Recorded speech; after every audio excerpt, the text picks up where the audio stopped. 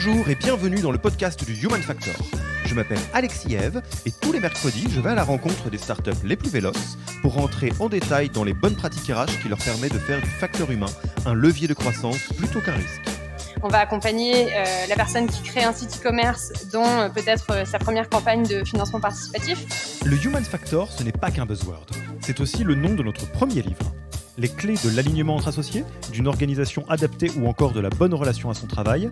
The Human Factor, c'est 100 pages de retour terrain des plus belles startups et de bonnes pratiques actionnables. Si vous voulez en savoir plus, allez tout simplement sur www.yaniro.co/book, B-O-O-K. On met le lien dans la description de l'épisode. Pour l'heure, je vous laisse avec l'invité d'aujourd'hui et vous souhaite une bonne écoute. Bonjour Anaïs, comment vas-tu ? Hello Alexis, ça va très bien et toi ? Bah écoute, ça va très bien. Merci d'avoir accepté notre invitation sur le podcast du Human Factor de Yaniro. Alors là, on réenregistre avec des setups un peu à distance, mais pas nécessairement pour des raisons de Covid.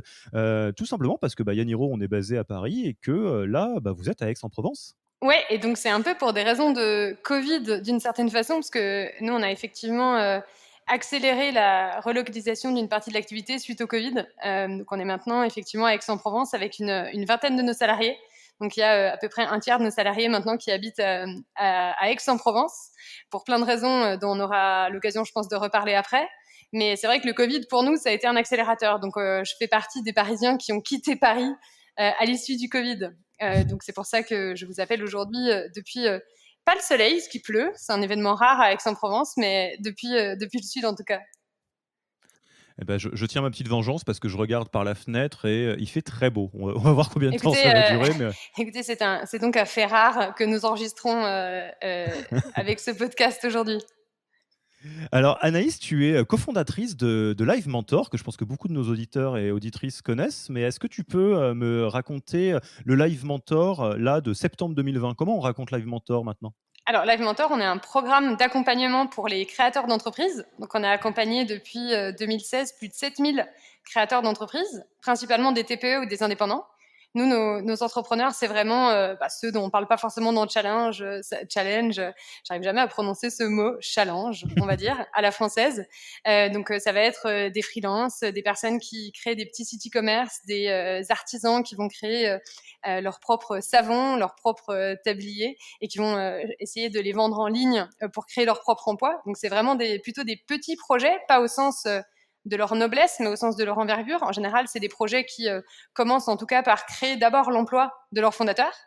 Et nous, on va les accompagner avec des formations mentorées, donc des formations qui durent en général 3 mois, durant lesquelles on va les accompagner avec un système très simple. Donc, on va assigner au porteur de projet un mentor, qui est quelqu'un qui a tout simplement déjà fait un projet similaire et qui va les accompagner dans l'atteinte de leurs objectifs. Donc, les objectifs, ça peut varier, ça dépend un peu du projet, mais en général, c'est des objectifs liés à la commercialisation, puisque c'est ça en fait qui fait qu'un projet survit, c'est d'avoir des clients. Donc on va typiquement accompagner quelqu'un qui veut se lancer en tant que freelance en communication dans la recherche de ses premiers clients sur LinkedIn. On va accompagner la personne qui crée un site e-commerce dans peut-être sa première campagne de financement participatif, de crowdfunding. Ça c'est quelque chose qu'on fait beaucoup.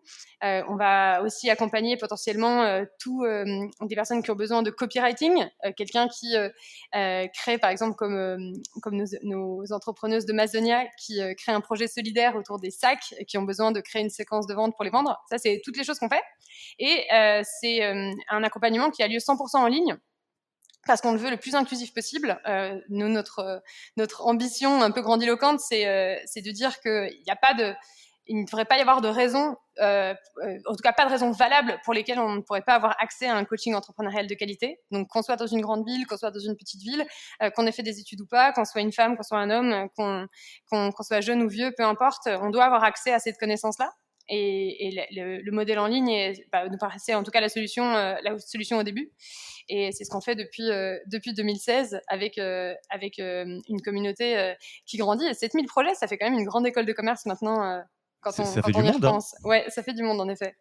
Et pour... Ouais, Ouais. vas-y, Anis. Non, et depuis peu, parce qu'effectivement, donc, je parle souvent plutôt de la formation mentorée parce que c'est ce pourquoi on est le plus connu, même si on reste encore au tout début de l'aventure, on a encore beaucoup de personnes qui nous connaissent pas, mais on est aussi depuis peu un média, puisqu'on est justement, je parlais de challenge tout à l'heure, et c'est vrai que un de nos constats, c'était qu'on ne parlait pas assez de ces entrepreneurs-là, qui pour autant constituent les 99% de l'entrepreneuriat en France. Et les startups, c'est même pas 1%, en réalité, ça doit être 0,01, je sais pas.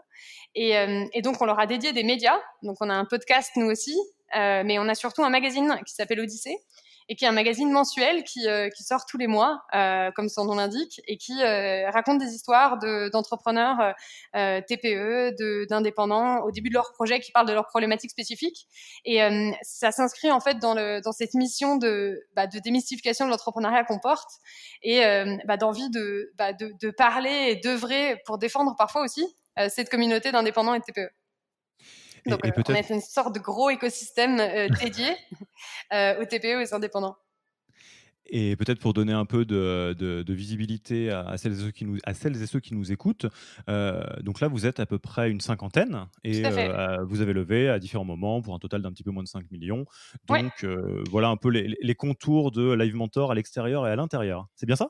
Ouais, tout à fait, et je pense que c'est important aussi de rappeler que c'est une société que j'ai cofondée avec Alexandre Dana, qui est le visage historique, je dirais, de Live Mentor, puisque c'est plutôt lui qui était le personnage public de Live Mentor jusqu'ici, et qui a notamment publié un livre dédié à notre méthode chez Albin Michel, qui est sorti cette année, et qui est un livre qui récapitule justement les 7000 conversations qu'on a pu avoir avec des entrepreneurs, et qui est une bonne, enfin, pas toutes les 7000 quand même, mais qui est en tout cas une bonne vitrine sur notre pédagogie, pour ceux qui veulent voir un petit peu ce dont on parle quand on parle de coaching entrepreneurial, parce que c'est un terme un peu flou en général, et je pense que le livre, c'est un bon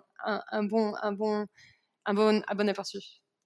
Et puis alors, si vous nous écoutez et que vous aimez l'audio, de mémoire, il est aussi en Ouais, il audio-livre. est disponible en audio, c'est vrai, avec une voix un peu bizarre, hyper grandiloquente. Vous aurez un peu l'impression que Père Castor vous susurre dans les oreilles les mots d'Alexandre, mais moi je l'ai écouté en audio et je trouve que c'est pas mal, mais c'est vrai que la voix, il faut un peu s'habituer. Ça fait un peu bizarre au début. Ok, alors l'idée de cet épisode, ça va être de nous pencher sur Live Mentor de l'intérieur et un peu parler des pratiques, stratégies, chantiers RH que vous avez mis en place et qui vous ont permis d'arriver jusqu'à cette belle réussite. Et alors, on imagine bien que ça va aller encore beaucoup plus loin. Donc l'idée, peut-être pour faire un 360, ça va être peut-être de commencer par un peu les pierres angulaires de votre bon fonctionnement RH, des socles solides qui ont posé les fondations, puis de revenir dans des chantiers plus récents. Quels sont les chantiers qui ont eu un impact RH considérable sur l'entreprise? On y va? Ouais, c'est parti. Alors, première question, quand on parle des pierres angulaires de votre fonctionnement RH, là, on a un peu parlé de l'alignement entre culture interne, communication externe. Comment tu me le raconterais, et plus particulièrement à celles et ceux qui nous écoutent? Comment ça marche chez vous? Oui, alors nous, on a quelque chose d'assez particulier pour une start-up parisienne. Je pense qu'il faut partir de là. C'est que on a une cible qui est très mass market au sens noble du terme, dans la mesure où notre ambition, c'est de vendre à toute la France sans exception. C'est-à-dire, et en particulier à ceux qui n'ont pas accès aujourd'hui, parce que le système reste encore inégalitaire, n'ont pas accès de façon simple à du coaching entrepreneurial de qualité. Donc, on a une cible qui est en fait très très éloignée dans la majorité des cas, et c'est tant mieux parce que c'est notre mission, de l'écosystème parisien, ou en tout cas l'écosystème des grandes villes tech, qui se ressemble beaucoup, qui reste quand même assez consanguin, et qui fait que on pourrait avoir une certaine tentation dans la majorité de ces entreprises-là, d'avoir une forme de repli sur soi.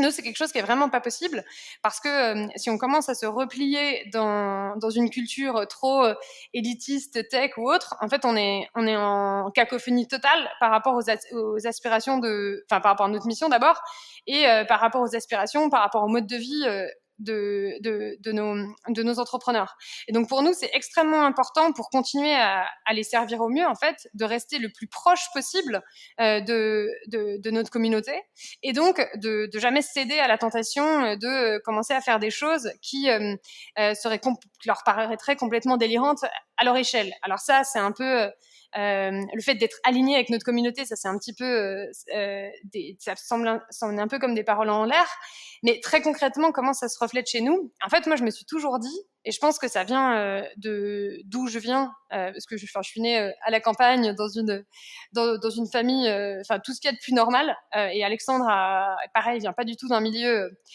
particulièrement favorisé. Sa mère était trapéziste dans un cirque, donc on n'est pas vraiment dans la lignée d'entrepreneurs à succès, quoi, d'un côté comme de l'autre. Je me suis toujours dit, moi, je ne veux jamais avoir une culture qui fasse que si demain un entrepreneur qui est en formation chez nous vient dans nos bureaux, qui se disent mais en fait j'ai pas ma place ici. En fait, il faut que à n'importe quel moment, un entrepreneur puisse franchir la porte du bureau, déjà qu'il trouve une place pour s'asseoir, et que les employés lui ouvre la porte, ça c'est évident, mais surtout qu'il n'y ait pas d'éléments dans notre culture, que ce soit dans la façon dont les bureaux sont décorés, que ce soit dans les termes qu'emploient nos employés, que ce soit dans le niveau de vie que nos employés ont l'air d'avoir, ou de façon ostentatoire, ou dans nos dépenses, typiquement. Si par exemple, ça n'irait pas du tout si quelqu'un qui est en train de se lancer en tant qu'indépendant, ou qui vient de démarrer son e-commerce, donc qui est dans une logique, on dirait bootstrap en langage startup, mais dans une logique de financement par ses fonds propres, donc qui est vraiment en pleine débrouillardise. Ça irait pas du tout si, lorsqu'il rentrait dans nos bureaux, s'il entendait parler du séminaire à l'hôtel Barrière à Deauville qu'on a organisé. Enfin, ce serait juste complètement délirant. Et donc on a toujours gardé ce cap-là, ce qui fait qu'aujourd'hui on a une culture qui est, je pense, très frugale, par rapport à ce que j'ai pu voir avant dans d'autres expériences, ou ce que je peux voir en lisant Madines ou en discutant avec d'autres startups. Ce qui fait que typiquement, par exemple, lorsqu'on organise un séminaire, pour nous, on se dit toujours comment est-ce qu'on peut optimiser au maximum pour ne pas faire de dépenses ostentatoires, et continuer en fait à garder l'esprit que nos entrepreneurs ont, que nous on avait au début, pour juste être débrouillard et ne pas dépenser de l'argent dans tous les sens. Donc de façon très concrète, là typiquement on est mercredi, un beau mercredi de septembre, et on accueille dans 2 jours une partie du staff parisien qui vient visiter le bureau d'Aix-en-Provence. Donc, ils viennent 3 jours, et nous, notre budget pour les 3 jours, c'est 2 000 € pour 36 personnes, ce qui est pas grand-chose quand on fait le ratio. Et comment on le fait? On fait en fait comme auraient fait nos entrepreneurs, c'est-à-dire que on demande à tout le staff qui est OK pour héberger chez lui, qui est OK pour passer parfois, c'est un morceau de canapé, on répartit les gens, qui est OK pour conduire un drive-in lorsqu'on va au lac. Donc on n'a pas de privatisation d'un hôtel Barrière, on n'a pas de traiteur ultra cher, on va aller chercher chacun de son côté de la charcuterie pour faire le traiteur, enfin des choses en fait basiques, qui sont en fait les mêmes choses que ce qu'on aurait fait en fait si on était nous-mêmes des entrepreneurs qui démarraient. Et je pense que c'est un élément essentiel, parce que ça nous permet de rester vraiment proche dans notre état d'esprit de notre communauté, et accessoirement d'être aussi très efficace financièrement, ce qui est aussi un des gros avantages du bootstrap, et que je pense que quelques startups ont oublié. Alors, on va revenir juste après Ouais, sur la particularité du côté frugal, débrouillard, terre à terre, ouais. et de ce que ça a comme impact financier, enfin nécessairement, et effectivement, une pratique qui fonctionne très bien. Moi, j'aimerais bien savoir quel impact ça a, alors que ce soit du quantifiable ou du ressenti fort, mais en tout cas, si on se concentre là-dessus, quel impact ça a de faire le maximum pour avoir un alignement alignement interne-externe qui fait que globalement, les frontières sont presque poreuses entre votre communauté d'entrepreneurs, de porteurs de projets et les collaborateurs, collaboratrices de Live Mentor. Quelle manifestation ça a? Est-ce que ça fait une meilleure connaissance client? Est-ce que c'est le côté build it, use it de Blablacar, par exemple? Enfin, Mm. comment ça se manifeste? Oui, alors en fait, je pense que effectivement, la principale manifestation, c'est la porosité entre nos entrepreneurs et notre staff. En fait, je pense que si on posait la question aux membres de notre communauté entrepreneur, beaucoup en fait considèrent notre staff avant tout comme des entrepreneurs eux aussi. Ça se voit très fortement dans le cas de certains membres de l'équipe. J'ai du mal à toujours trouver le bon nom pour parler. J'aime pas parler de salariés ou de collaborateurs. Je trouve que c'est ultra corporate, mais pour Ouais, je suis d'accord. certains membres du staff, en tout cas, comme Kylian par exemple, qui a monté lui-même un podcast à côté, une chaîne qui s'appelle Expédition Créative. C'est quelqu'un typiquement que les élèves vont suivre sur la communauté, à qui ils vont envoyer des messages, et en fait, il ne lui parle pas comme un agent de Live Mentor ou un représentant de Live Mentor. Il lui parle comme un entrepreneur qui leur ressemble et qui partage des problématiques. Donc ça, je pense que c'est une des manifestations principales. Et d'ailleurs, c'est assez intéressant parce que on a un tel alignement en fait entre notre culture entrepreneuriale et ce que vivent nos entrepreneurs au quotidien, que on a aussi assez régulièrement des salariés qui deviennent entrepreneurs eux-mêmes et qui rejoignent après la communauté juste en tant que porteur de projet. Ça a été le cas notamment de Valentin Decker qui lance un projet qui s'appelle Longue Vue en ce moment et qui a été pendant longtemps copywriter chez nous et qui maintenant est passé de l'autre côté de la barrière entre guillemets, qui est entrepreneur lui-même et qui a rejoint directement la communauté. Et il y a pas du tout de différence entre lui et un membre historique de la communauté qui n'aurait pas travaillé chez nous. Donc c'est vrai, ça, je pense que c'est vraiment le bénéfice principal, la porosité entre les deux. Et alors du coup, maintenant pour mettre un peu l'accent sur la valeur de débrouillardise, de frugalité, Mm-hmm. est-ce que enfin, comment dire? Est-ce que on est vraiment dans une approche presque Amazon où eux, ils se revendiquent quasiment radins entre guillemets dans une logique d'économiser toutes les dépenses pour apporter le plus de valeur de la manière la plus excellente opérationnellement pour voilà, le end user, ou est-ce que c'est vraiment quelque chose qui est plus vraiment bootstrap au sens on peut dépenser 1 à partir du moment où ça rapporte 5. Enfin, ma question de manière très très concrète, c'est est-ce que ça devient vraiment une chasse au coût permanente, ou est-ce que c'est plutôt dans une logique d'alignement avec la réalité de ce que vivent les porteurs de projets au démarrage, dans lequel tu peux investir par exemple, je sais pas, dans du SEO, dans de la pub, mais en sachant ce que ça doit rapporter derrière? Alors, il y a une chasse au coût, au sens où chaque coût est regardé. Notre directeur financier, Mehdi, est surnommé le crabe, parce que la pince. Mais non, mais plus sérieusement, c'est pas tant dans une logique d'optimisation des unit economics, par exemple, qui je pense est le cas, où il y a vraiment une vision que financière. Chez Amazon, je pense que c'est le cas maintenant. Nous, c'est plutôt une réflexion philosophique. Plutôt que de traquer les coûts, c'est plutôt remettre chaque coût en question, en perspective, et se dire, en fait, est-ce que on dépense vraiment là parce que c'est important, parce que ça apporte de la valeur à l'utilisateur final, parce que ça sert la mission, ou est-ce qu'en fait on est en train de faire un caprice de jeunes start-upers qui juste vont dépenser parce que l'argent est dans le compte en banque, quoi. Et c'est plus une remise en question permanente, et c'est après un réflexe que toutes les équipes ont. Typiquement, évidemment qu'on va pouvoir se permettre des choses qui seraient plus difficiles pour nos entrepreneurs, comme par exemple investir dans un CRM, parce que ça coûte très cher. On a HubSpot en CRM, ça coûte cher. Ça, évidemment qu'on va le faire parce que ça vient servir directement la mission et l'utilisateur final. En revanche, on va toujours se dire, attends, avant de signer un nouveau SaaS, est-ce qu'on peut pas négocier un peu? Parce qu'un entrepreneur individuel, évidemment qu'il aurait négocié. Lorsque on clôture tous les mois nos bilans comptables, on regarde tous les coûts et on se dit vraiment, attends, ce SaaS-là qui traîne, est-ce qu'on en a vraiment besoin? Est-ce qu'en fait on le laisse pas dormir juste parce qu'on peut se le permettre? Mais parce qu'on peut se le permettre, c'est pas suffisant.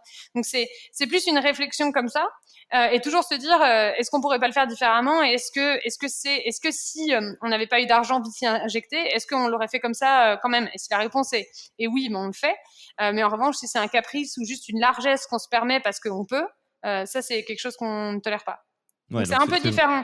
C'est plus une remise en perspective qu'une chasse au cou, en réalité. c'est une culture presque de l'essentialisme ou du Ouais, c'est ça, minimalisme, exactement. et alors je résiste pas, on va pas rentrer, dans les détails parce qu'on va passer du temps sur autre chose, mais avec cet, ADN que je partage énormément, hein, pour être tout à fait honnête, à la fois dans mon poste à Yaniro et puis, dans la vie en général. Enfin, le côté minimaliste et essentialisme, ça me parle beaucoup. Une fois qu'on fait cette remise en question permanente, et sans parler bien évidemment, des salaires de tous les membres du staff, qu'est-ce qui reste? C'est quoi les coûts, qui justement, servent la mission, si tu devais les ranger dans des grands paniers? Ouais, carrément. On peut parler des salaires, hein, même si tu veux, parce que c'est un sujet qui m'intéresse pas mal, les salaires. Alors, nous, il y a des choses dans les grands principes qui restent d'un point de vue, si on doit mettre des chiffres là-dessus. Nous, une chose qui nous intéresse beaucoup, c'est l'écart de salaire entre le salaire le plus faible et le salaire le plus élevé dans la boîte.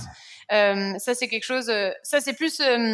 Alors, c'est encore au-delà de s'aligner avec nos utilisateurs, c'est plutôt une vision une certaine vision de la société que j'ai et qu'Alexandre partage.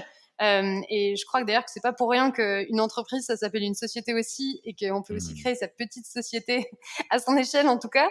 Et je pense je pense qu'il y a il y a un vrai sujet sur tout ce qui touche sur les écarts de salaire. Je vais pas m'étendre là-dessus, mais je pense qu'en tout cas, en tout cas, moi, c'est quelque chose dans lequel je crois pour la société en général, donc je le mets en pratique dans la mienne. Aujourd'hui, on a un écart de salaire entre le salaire le plus élevé et le plus bas qui est à 2,5. Concrètement, je gagne 2,5 fois plus que la personne la moins bien payée dans la société. C'est essentiel pour moi de faire en sorte que ce chiffre n'augmente pas trop. Je ne sais pas encore si on va pouvoir conserver exactement ce ratio avec la croissance, avec le recrutement de personnes peut-être plus seniors, mais ce qui est certain, c'est qu'on n'ira jamais au-delà de 3 ou 4. Ça, c'est sûr. Il n'y aura jamais dans ma boîte, pendant que j'y serai, il n'y aura jamais d'écart de salaire de 10 parce que j'estime qu'on peut toujours rogner sur la partie du haut pour redistribuer en bas, et un truc que je trouve vraiment hallucinant dans une boîte de 50, c'est lorsque vous avez le midi, je prends un exemple très concret, des personnes qui vont aller chercher leur petit sushi à 25 € et d'autres personnes qui sont obligées de venir avec leur tupperware parce qu'elles ne peuvent pas se le permettre. Et c'est con, mais c'est un exemple c'est un exemple très concret de moment clé de l'entreprise qui crée le malaise, et où en fait c'est juste que certains ne redistribuent pas assez. Donc c'est une manifestation de notre culture. Et après, d'un point de vue plus macro, on a donc notre premier poste de coût, c'est évidemment la masse salariale, puisque sur nos jobs les plus juniors ou les moins qualifiés, ou le début de qualification, les jobs pour lesquels on n'a pas besoin d'avoir une formation initiale puisqu'on forme, on a fait le choix de payer davantage. Donc c'est certainement des salaires qui auraient pu être plus faibles, mais nous on a fait le choix de redistribuer davantage.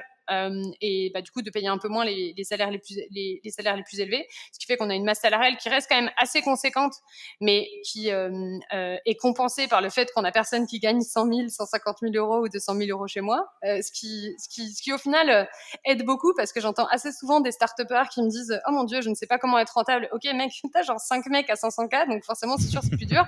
Non mais je caricature à peine, mais il faut quand même remettre certaines choses en perspective parfois. Et donc la masse salariale. Ensuite, on avait les bureaux, mais ce n'est plus le Ça, on cas se le maintenant. garde pour la fin, Ouais, la relocalisation. ouais, On va en tout à reparler. fait. Mais on avait les bureaux en deuxième poste de coût, et ensuite notre troisième poste de coût, ça va être les dépenses marketing, comme dans beaucoup de startups, je pense.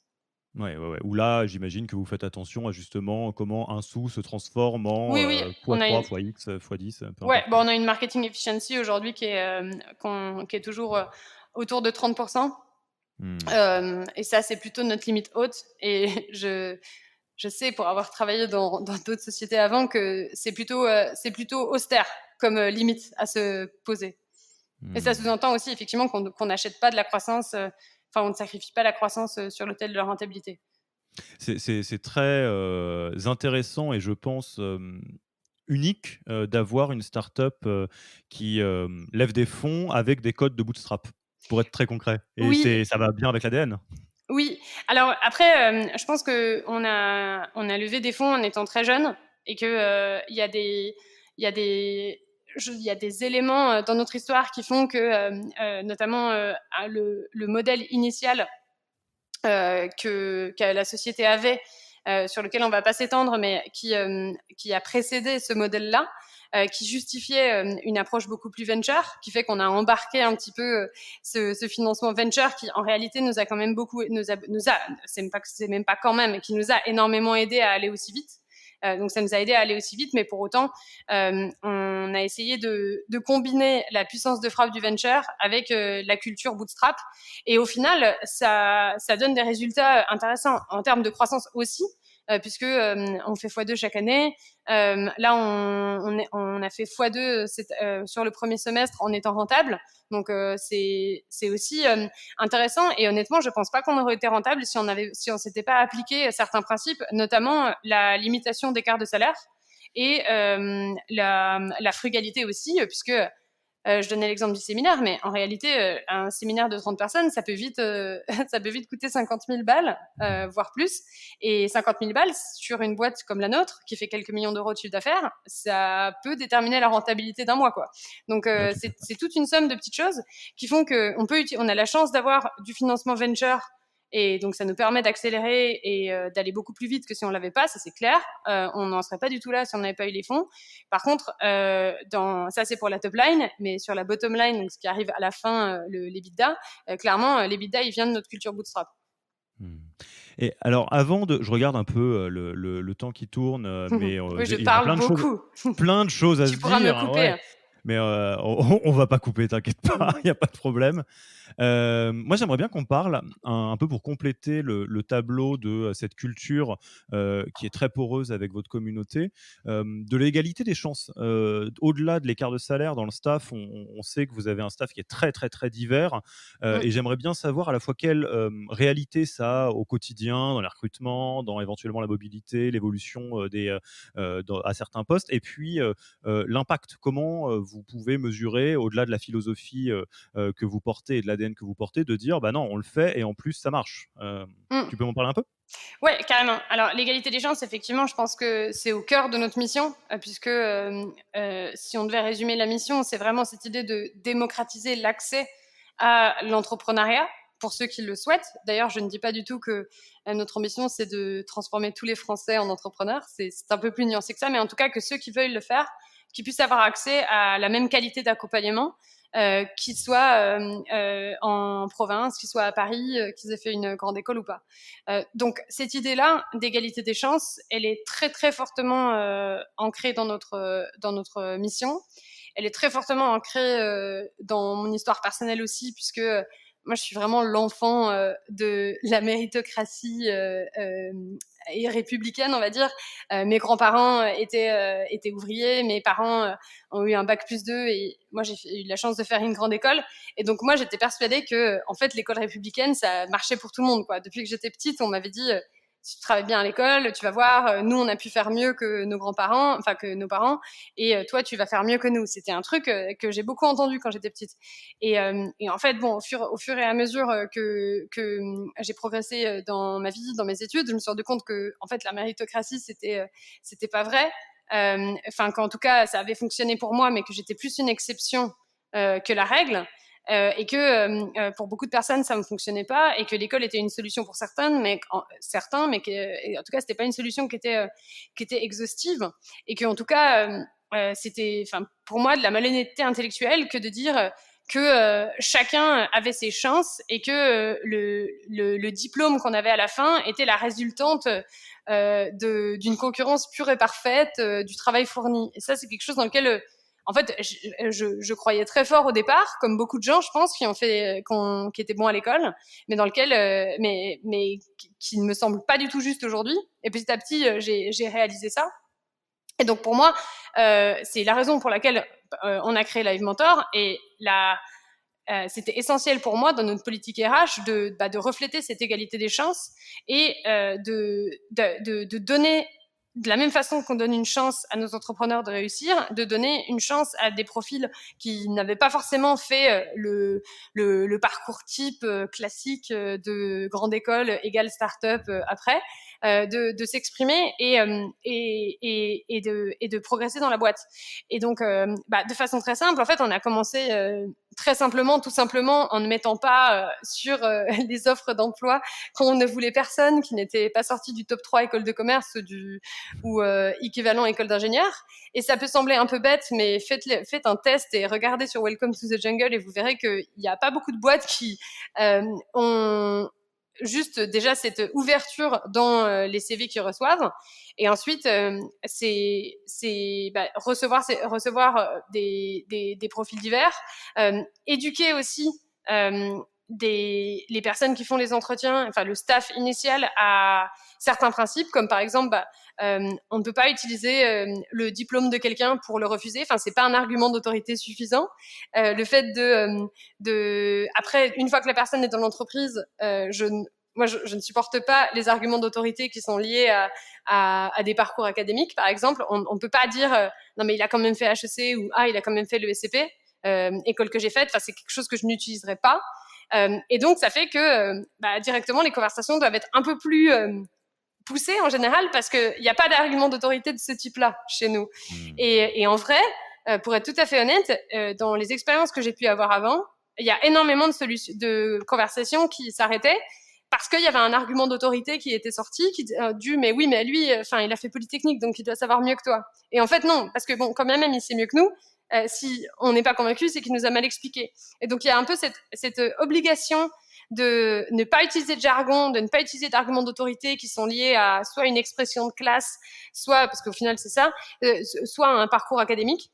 Et d'être un maximum pédagogue lorsque c'est quelqu'un qui n'a pas eu la formation initiale.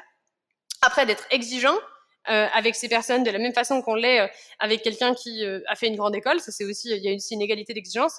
Et après aussi, l'égalité des chances, tout simplement, ça s'exprime très, très simplement par donner les chances une fois qu'on a fait rentrer en comprenant quelles sont les différences entre quelqu'un qui a fait une grande école ou pas, parce qu'il y a des différences qui sont très faciles enfin, pas très faciles, c'est peut-être un peu fort, mais qui sont en tout cas faciles à corriger dès lors qu'on s'y attache.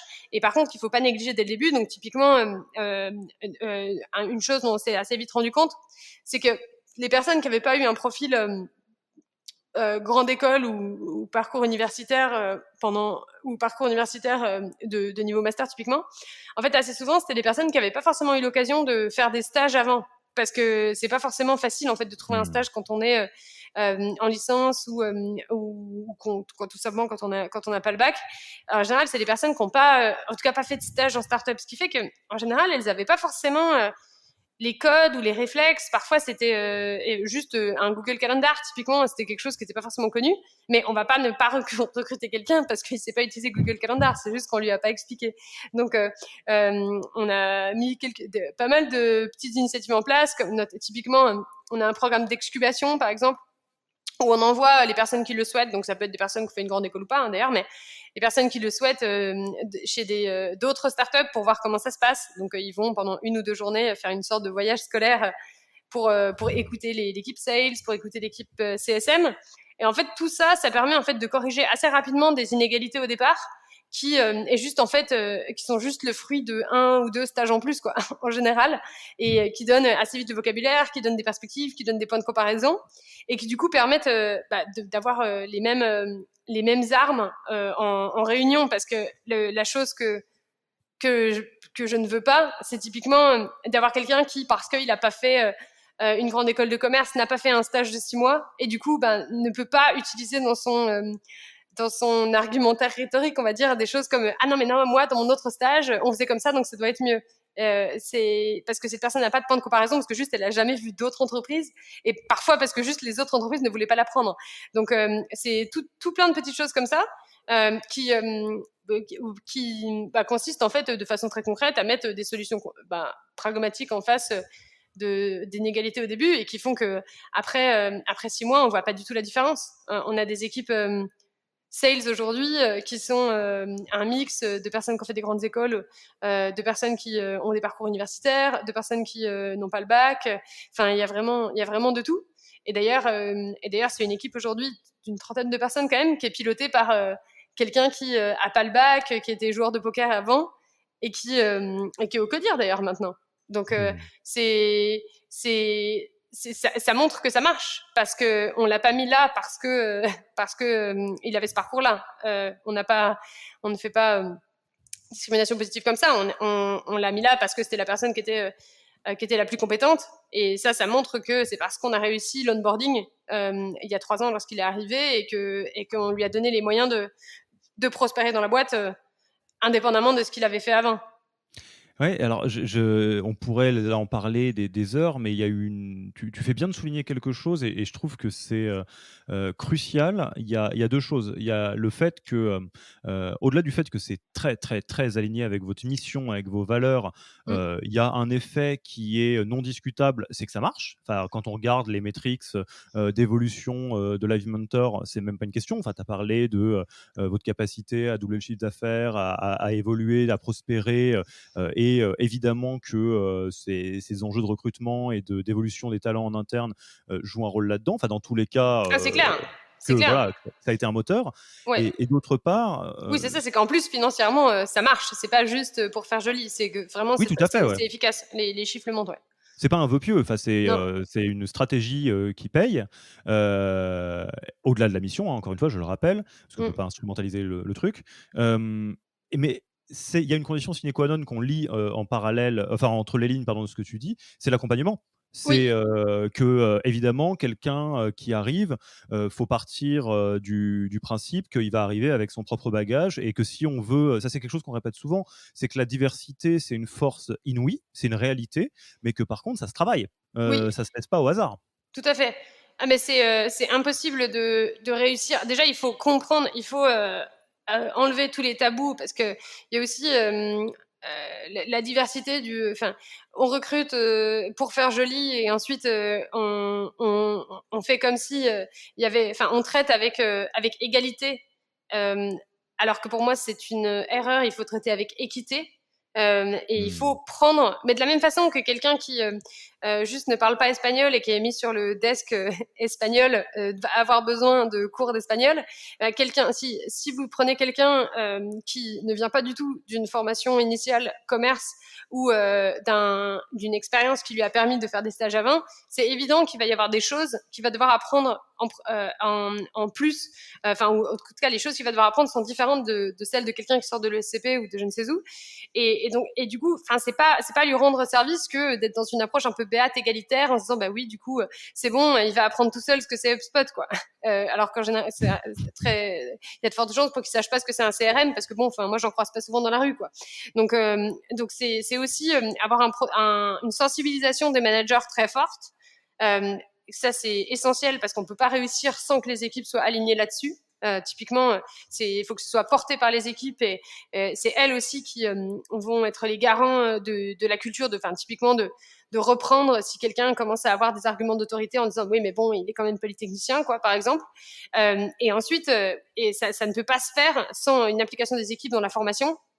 Donc typiquement sur les équipes sur lesquelles on recrute le plus de ces profils-là, c'est 3 semaines de formation initiale où les personnes ne font que de la formation, où on va passer surtout sur les compétences, sur les outils, sur tout ce qui fait que on maîtrise la grammaire d'une entreprise en croissance. C'est ensuite 2 formations par semaine, des 360 reviews, donc ça c'est les évaluations par les pairs tous les 6 mois, un rendez-vous hebdomadaire avec son manager, et donc c'est aussi toute une machine organisationnelle qui font que c'est possible. C'est pas juste recruter des gens qui sont différents et les mettre dans le même système. Ça ne fonctionne pas. Il faut de l'accompagnement, ça ne fonctionne pas, et de l'accompagnement individualisé et une vraie implication des managers derrière. Coup de bol, faire grandir les talents et former des gens ambitieux, c'est plus ou moins votre métier quand même. Donc Oui, j'imagine que vous c'est faites ça. beaucoup en interne. Oui, c'est ça, exactement. Bon, après, tu sais, on dit souvent que les cordonniers sont les plus mal chaussés, mais, Oui, ça arrive, c'est vrai. pour le coup, là-dessus, on a une vraie culture de la formation en interne, et je pense que on a été tiré vers le haut justement par cette exigence de diversité, qui a fait qu'on a dû, ça a été vraiment quelque chose d'obligatoire dès le début pour réussir ces recrutements, et maintenant c'est devenu une routine et c'est vraiment favorable à tout le monde. Mmh. On va est-ce que ça te va si on fait, rapidement quelques mots sur, un des chantiers RH qui vous a pas mal occupé ces 12 derniers mois, à savoir la relocalisation? Parce que ça, on en a Ouais, quand même teasé pendant tout l'épisode, c'est vrai. qu'on en parle un Si les peu? gens écoutent encore, hein, Ah, qui j'en suis sait? sûr. Oui, alors donc on a la relocalisation, donc moi je disais juste, en début d'épisode que j'étais à Aix-en-Provence actuellement. Donc moi je me suis réimplantée là-bas suite au confinement, avec une partie de l'équipe. Et en fait, pour résumer un petit peu ce projet, c'était quelque chose qu'on avait dans les cartons depuis un petit moment, cette idée de relocaliser une partie de l'activité en région. D'abord parce que une de nos ambitions, c'est de créer de la valeur sur tout le territoire français. C'est quand on dit démocratiser, c'est sortir de Paris et faire en sorte que on n'ait plus besoin, qu'on n'entende plus ces choses bizarres comme pour monter une start-up, il faut être à Paris. Enfin, Paris, c'est quand même une seule ville en France et le territoire est un peu plus riche que ça.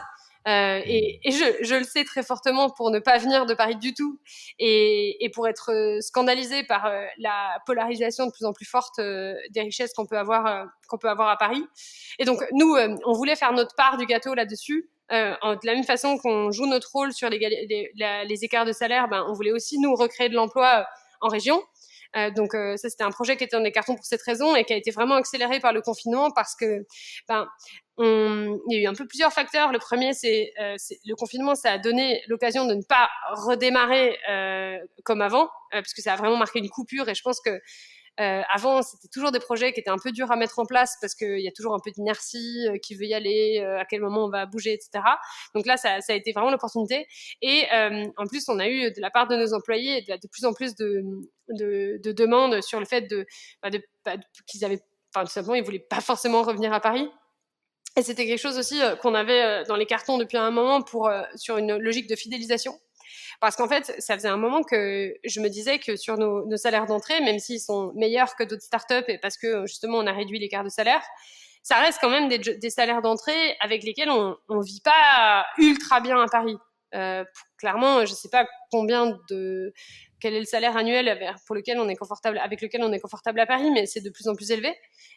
Et nous, en tout cas, clairement, si j'étais tout à fait honnête avec moi-même, c'était un salaire qui était correct pour quelqu'un qui démarrait sa carrière, mais arrivé à un certain moment, ils allaient forcément chercher ailleurs ou se dire, attends, juste c'est pas viable cette histoire. Et donc, je m'étais toujours dit, mais c'est pas possible. En fait, on pourrait très bien payer le même salaire parce que on sait que ça fonctionne, parce que notre modèle économique aujourd'hui, il est validé et on sait combien on peut payer un commercial, par exemple, pour dégager de la marge à la fin. Mais pour autant, on pourrait très bien payer cette personne dans une autre région et ça lui permettrait d'avoir un niveau de vie qui soit non pas correct, mais vraiment plus que très correct, vraiment attractif. Et donc le confinement, ça a vraiment accéléré ça. Et donc on a sondé pendant le confinement les personnes sur ce qu'elles voulaient faire après. Et beaucoup nous ont dit, nous on aimerait bien avoir un bureau, mais par contre on le veut plus à Paris. Et donc, on a ouvert un bureau tout simplement à Aix-en-Provence avec une vingtaine de salariés qui nous ont suivis. Il y a une vingtaine de salariés qui restent à Paris également et quelques-uns qui restent en télétravail total. Et on a gardé donc les salaires parisiens. On a un bureau à Aix-en-Provence depuis 3 jours là.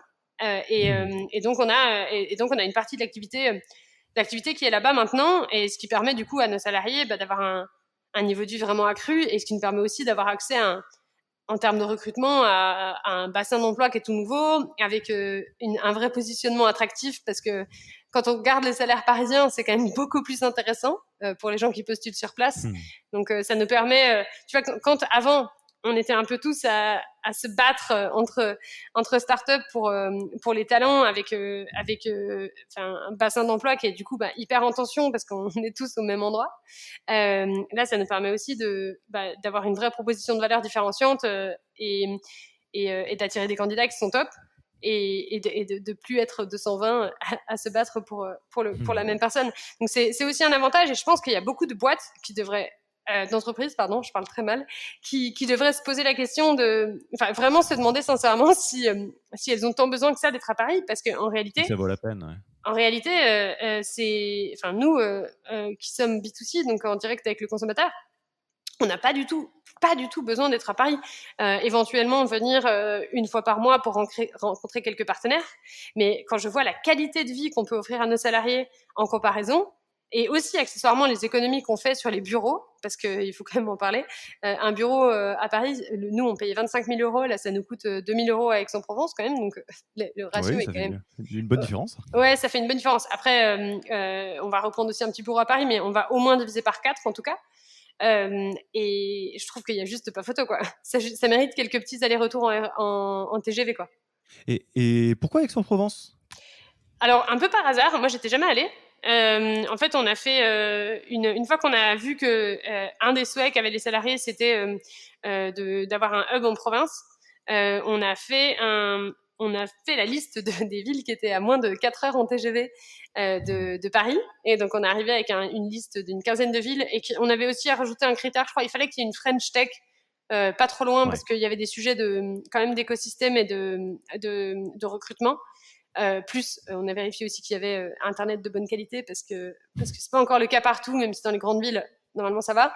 Et ensuite, on a demandé donc à nos managers historiques de voter pour voir où ils aimeraient aller, parce qu'on voulait être sûr qu'il y aurait quand même des membres historiques garants de la culture qui seraient OK pour bouger. Et on s'est retrouvé avec 2 villes qui ont gagné, donc Aix-en-Provence et Bordeaux, sans trop d'originalité. Et Aix-en-Provence a gagné parce que c'était beaucoup moins cher en termes de bureaux. D'accord. Ouais, à envie égale. Après, c'est la culture du pragmatisme qui a parlé. Ouais, c'est exactement ça. On a vérifié que des gens y iraient quand même, parce que ça aurait été un peu problématique sinon. Et ensuite, on a regardé les bureaux. Et effectivement, Aix-en-Provence, c'est pas cher d'un point de vue bureau. Bon.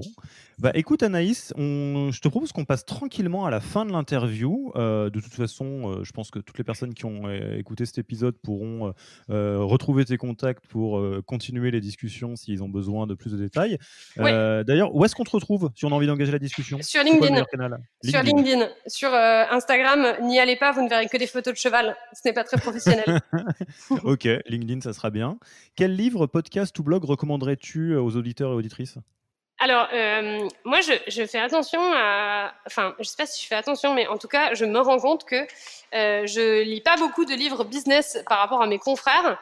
Et c'est pas par fainéantise, loin de là, mais je trouve qu'il faut faire attention à ne pas faire une overdose de podcasts ou de livres business, parce que je trouve qu'on peut assez rapidement confondre témoignage avec vérité générale.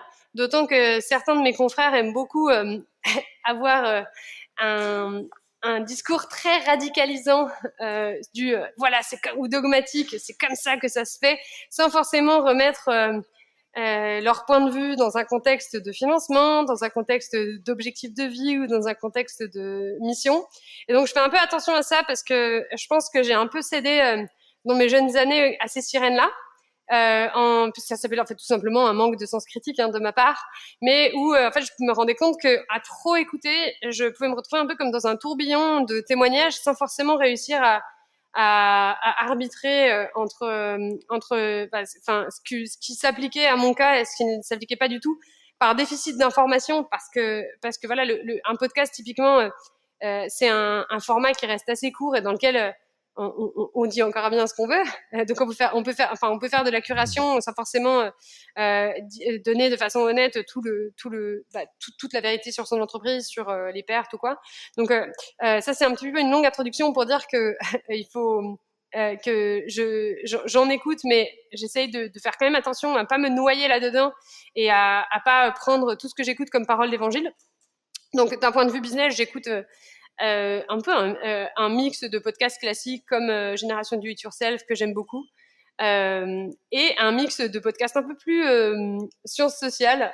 J'aime beaucoup un podcast de philosophie en ce moment qui s'appelle Philosophie is Sexy, parce que je trouve que bien souvent, en réalité, quand je me pose des questions un peu métaphysiques sur quel grand principe mettre dans la culture de Live Mentor, je sais plus souvent, en vérité, trouver les réponses dans des livres de sciences sociales ou des livres plutôt même de la philo, quoi, parce qu'il y a des grands principes comme, par exemple, un principe que je trouve très important chez nous, qui est le principe de l'universalité, qu'on retrouve chez Kant, mais qu'on retrouve aussi pas mal dans le sens commun dans la vie de tous les jours. Mais le fait de juste se dire, ok, je conduis une action RH aujourd'hui. Par exemple, je sais pas, je vais mettre en pratique, je vais mettre en place un certain schéma sur ma façon de travailler, par exemple. Et juste se poser la question, mais qu'est-ce qui se passerait au niveau de mon entreprise si tout le monde se mettait à faire la même chose que moi? Est-ce que l'entreprise en souffrirait? Est-ce que les autres en souffriraient? Est-ce qu'on perdrait en productivité? Je trouve que c'est souvent plus éclairant, en fait, comme piste de réflexion que de lire 50 000 témoignages qui certainement, en fait, sont un mix de marketing et de témoignages, parce que, il y a aussi un peu d'autopromotion dans ce type de format. Je trouve que c'est souvent plus éclairant pour moi. Et parce que je pense qu'une des choses auxquelles il faut faire vraiment très attention, c'est le côté un peu tempête d'informations. Et l'entrepreneur qui est comme ça à tournoyer entre une multitude d'injonctions souvent contradictoires, je trouve pas que ça aide à la santé mentale et à bien dormir le soir. Donc je préfère avoir peu de sources et me référer aussi à des personnes qui ont traité de sujets bien plus complexes comme l'existence, dans le cas des philosophes, que juste quelqu'un qui comme moi, finalement, monte une entreprise, c'est quand même très peu de choses au final. Alors, vu que tu parles à quelqu'un qui a une formation de psychologue, moi, Parfait. Je ne peux que me réjouir que la science sociale et les sciences humaines en général prennent de la lumière à côté des livres de business, parce que je suis bien d'accord que les deux peuvent avoir leur valeur.